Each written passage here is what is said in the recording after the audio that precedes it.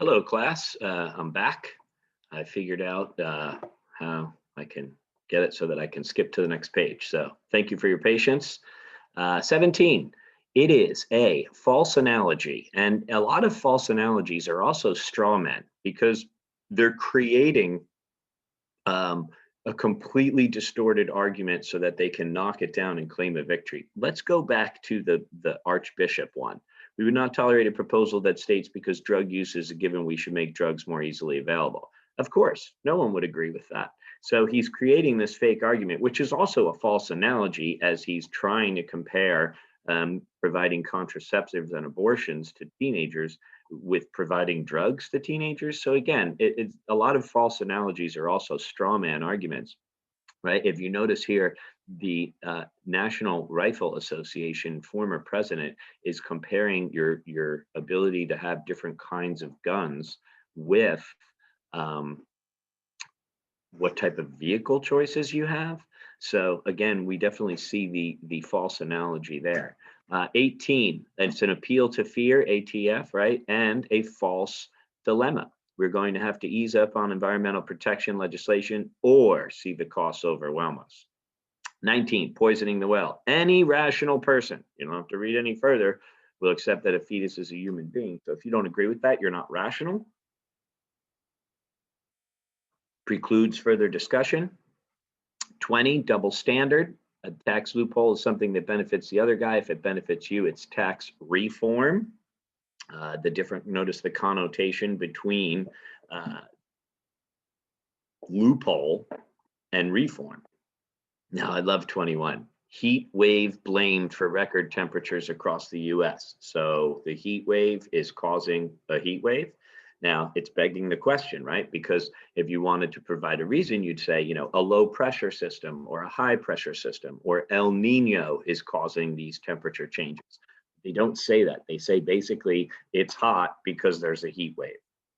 So repeating the conclusion that there's a heat wave as the reason. 22 is also begging the question, the erosion of traditional male leadership has led to an increase in divorce because men no longer possess leadership roles. Well, erosion of leadership. So the erosion of leadership is because men no longer possess leadership roles, begging the question. And in some ways, it could also be a false cause saying that this led to this, just because it might have happened before it. But definitely begging the question. 23, false analogy. Just as instructors prune sentences for poor grammar, the principal was entitled to find certain articles inappropriate for publication. In this situation, because they might reveal the identity of pregnant students and because references to sexual activity were deemed improper for young students to see.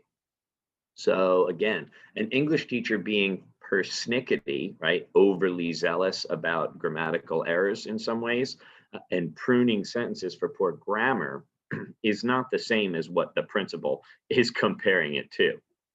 False analogy. Stupid hamster. The dude's on a treadmill and the hamster's on a wheel. One's stupid, yet one is thinking they're smarter. Double standard. You're both running on a wheel, right? 25, double standard again. They're gathering intelligence. They're practicing espionage.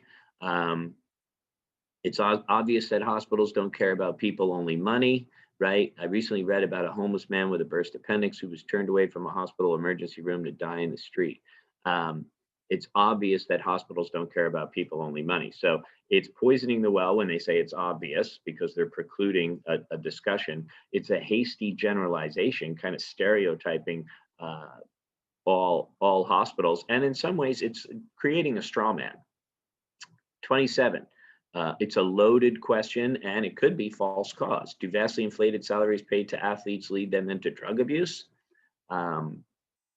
So again, you have to first agree that there is drug abuse going on with professional athletes before you can even answer the question, do the salaries lead to that? And again, is it one thing happening before the other causing it? Or is that a false cause? 28 is a personal attack, a straw man, and in some ways a red herring. Those supporting the nuclear freeze movement actually proposed bilateral disarmament. Their movement was misguided and dangerous from the beginning, dependent on unilateral. So when they create a different argument to knock it down. We see that straw man. Misguided and dangerous could be personal attack too. So this one here is an appeal to pity, just like Socrates. This one here, am I indeed to take lessons of his life from a fellow of his age? Personal attack, when you attack someone's character. 30, the vegetables are the best because they only use premium quality. Begging the question, right? They're the best because they're the best. This one is a false analogy in 31.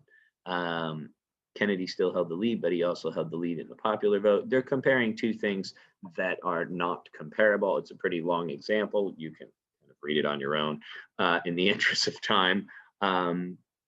Some assert that Gore should concede just as Nixon did when Kennedy won. Now, again, the situations are completely different in terms of who should or should not concede based on the circumstances, hence the false analogy. This one is false cause. Just because something happens before it, it doesn't necessarily cause it. The Republican Party consisted of white Christians. Personal attack, hasty generalization. I give so much pleasure to so many people. Why can't I get some pleasure for myself? We finally have an equivocation, right? Equivocating the idea of pleasure, making people laugh is different than getting high from drugs, right? So he's equivocating the word pleasure to justify his drug use. And in some ways, it's also a false analogy. Rest in peace, John Belushi. Never want to speak ill of the dead. 35. Editor, now that it has been definitely established that non-smokers have the right to tell smokers not to pollute the air, it follows that people who don't own cars have the right to tell car owners how to drive or not to drive, right? That's a complete distorted comparison. It doesn't work. It's a false analogy. And let's move along here. We must either give up some of our constitutional liberties to ensure the government can protect us against terrorism, or we will again fall prey to terrorists. False dilemma. Why aren't there more than two choices? This one's a slippery slope. Before you know it, they'll no longer complete their work at all, right? If you let students have grace on late assignments, which is the opposite, right? It's Rogerian argument, right? Rogerian strategy. I employ that strategy as well. They're saying if you let students have late assignments, then they're not going to do anything. Then they're not going to, if they don't do their assignments, they'll be ignorant. If they're ignorant, then all of America will become ignorant. Again, that's a slippery slope. 38 is a red herring when you create a diversion. I think there's great merit in making the requirements stricter for grad students. I recommend you support it too. After all, we're in a budget crisis and we do not want our salaries affected. Now, it's also an appeal to fear, but the whole point is the requirements for grad students, and they immediately divert attention to money and salaries rather than dealing with the claim at hand. Potential customers to cosmetic salesmen. What's the difference between the daytime moisturizer and the nighttime? You put the daytime on in the daytime and the nighttime on at night. Begging the question, right? Again, just repeating the conclusion as the reason. Now, I'm going to stop the video and pick up with the Camila Paglia essay that follows, and you'll notice there are quite multiple moments of fallacies as well. So I'll pick up with that. That way, if you want to take a break, but we'll get to that in a minute here. So stay tuned. Thanks for watching and listening. And if you have any questions, as always, let me know.